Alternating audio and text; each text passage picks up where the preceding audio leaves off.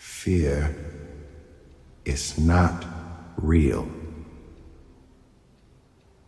The only place that fear can exist is in our thoughts of the future. It is a product of our imagination, causing us to fear things that do not at present and may not ever exist. That is near insanity, Qatar. Now, do not misunderstand me. Danger is very real, but fear is a choice.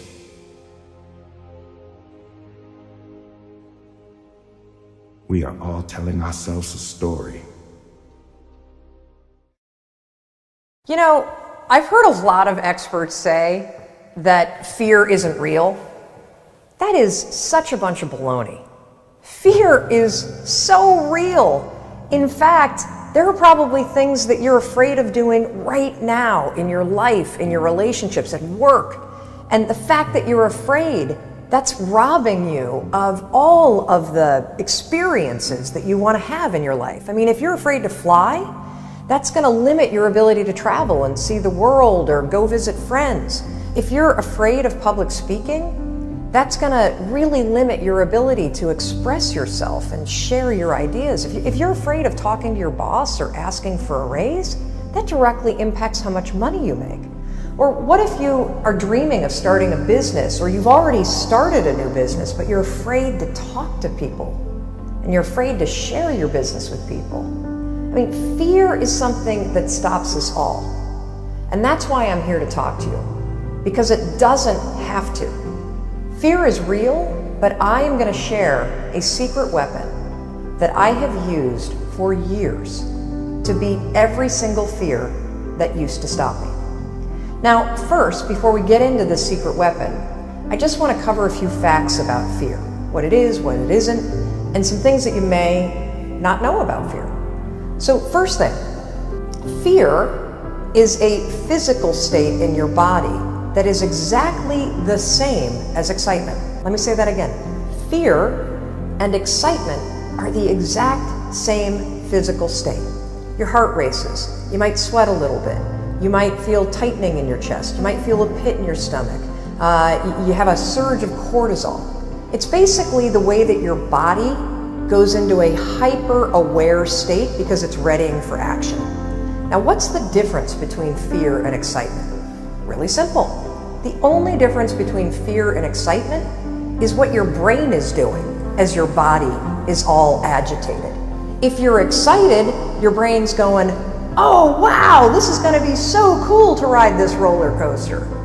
If you're afraid, your brain's going, no way, there's no way I'm doing that, this is dangerous, get out of there, don't do that. It's saying something different. So what's critical about understanding this is that we're going to use the fact that your mind is either working for you for excitement or against you with fear to your advantage. And I'll tell you about it in just a minute, how you're going to do that. Second thing I want you to understand is that you may have heard the advice, feel the fear and do it anyway. You may have heard the advice, oh, just try to calm down, think positive thoughts. It doesn't work, does it? And there's a reason why it doesn't work. So let's go back to fact number one. When you're afraid, your body's in a state of arousal and agitation, and your heart is racing, and you're all like amped up, and you're hyper aware of what's going on, and you're freaking out a little bit. What is it like when you're calm? You just kind of chill, right? You got like this low arousal state. Very, very difficult to go from a state of agitation of being all jacked up and excited and weirded out to a kind of state. It doesn't work. It's like trying to stop a train by throwing a boulder on the tracks. It's going to make the train jump off the tracks. It's going to cause a disaster. In fact, they've proven in research that when you try to ignore your fears, it actually makes them worse. And they've also proven in research that positive thinking alone also can make your fears worse. So, what do you do? What do you do when you're about to go talk to your boss and you feel afraid? What do you do when you have to get on a plane and you're actually terrified of flying? What do you do if you got to give a presentation and you are afraid of public speaking? Here's what you're going to do. You're going to use a strategy, the same one that I use, that has helped me beat every single fear and turned me into somebody that is terrific when it comes to a high-stress situation. This is how you do it. You're going to use my 5-second rule in combination with what I call an anchor thought, and that is going to reframe what your mind is doing so that your mind goes from feeling agitation and making you afraid to reframing it from agitation to excitement. It works like magic. Now, I have used this technique for years, literally for years. And one of the ways that I want to introduce you to it is I want to take you backstage. I want to take you backstage to a speech that I delivered this year. And what you're going to see is you're going to see me behind, the major set. I'm about to walk out. You can kind of hear the crowd roaring. My introductory video is playing. My body is in a state of arousal. I am literally, my heart is racing, my arms are sweating. Like you're going to see this. I'm going to tell you about it. And you're going to watch me use this same technique I'm going to teach you to reframe my nerves into excitement. Check this out.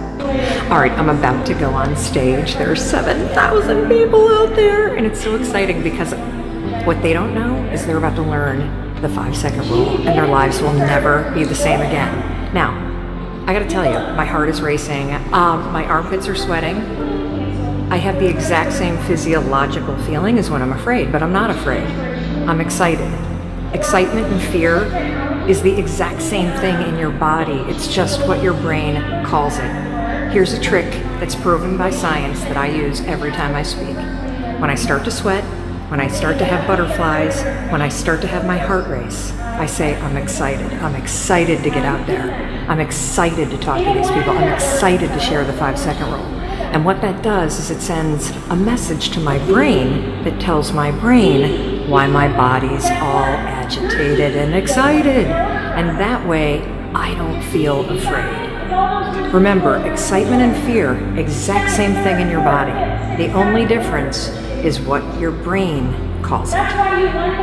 Go get them. Now, I want to give you one more example, just to make sure that you really get how you can use this. So a lot of you have written to me about your fear of flying, and I can really relate to that fear because I used to have the exact same fear. But I use this same strategy to conquer it. Here's how you're going to do it. So first things first, if you've got to do something that really makes you nervous or that you're afraid to do, before you're about to do it, come up with an anchor thought. What's an anchor thought? Well, an anchor thought is something that's going to anchor you so that you don't escalate any situation into a full-blown panic attack or into a situation where you screw things up. It's a way for you to anchor yourself so you maintain control over what you're thinking and how you behave. So here's an example with flying. It's important when you're creating an anchor thought to pick something that is in the proper context of what you're afraid to do. So for flying, pick an anchor thought that has to do with the trip that you're taking. So if I'm boarding a plane to fly back home to Michigan, an anchor thought might be a picture in my mind of my mom and I walking on the shores of Lake Michigan where I grew up. That's a thought that makes me happy, it makes me excited, and it's also related to the trip that I'm taking. If you have a conversation that you need to have with your boss, pick an anchor thought about how you feel after having that conversation. Maybe it's you picking up the phone and calling somebody that you love and saying, oh my gosh, it went so well. Or you walking out of the meeting and feeling like, yeah, I survived that conversation. I feel pretty good about myself. So now that you have your anchor thought, you're ready to beat the fear. How you're going to do it is this. So let's go back to the example of the plane. I'm on the plane, I'm flying to Michigan. We hit turbulence. My body's going to start getting agitated, right? I'm starting to get nervous. My heart starts to race. One of two things can happen. I can't control how my body might feel, but I can always control what I'm thinking about, and I can always control how I act, and so can you. So when I'm on a plane and the turbulence hits, 5, 4, 3, 2, 1, that's step one, and it's essential. And the reason why using the 5-second rule, 5, 4, 3, 2, 1, is essential is because that is how you switch the gears in your mind, you awaken your prefrontal cortex, and you trigger your brain that you're now in control of your thoughts. You've interrupted the fear. You've settled your thoughts, and now your brain is ready for that anchor thought. So then what I do after I go 5, 4, 3, 2, 1 is I insert the anchor thought that I've already come up with before the flight. I start thinking about walking on the beach and being with my mom and my dad.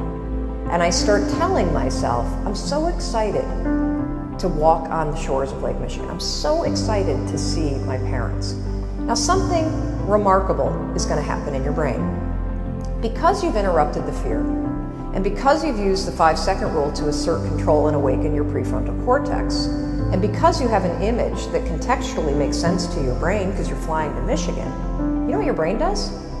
Your brain goes, huh, Mel's excited to go to Michigan because my body is in a state, remember the first fact? Fear and excitement, exact same thing. What's the difference between fear and excitement? What your brain is saying. Using the 5-second rule and an anchor thought, you can actually switch the gears in your mind and reframe the thoughts of fear into thoughts of excitement. And because you have a vision that makes sense based on what you're doing, your brain buys it.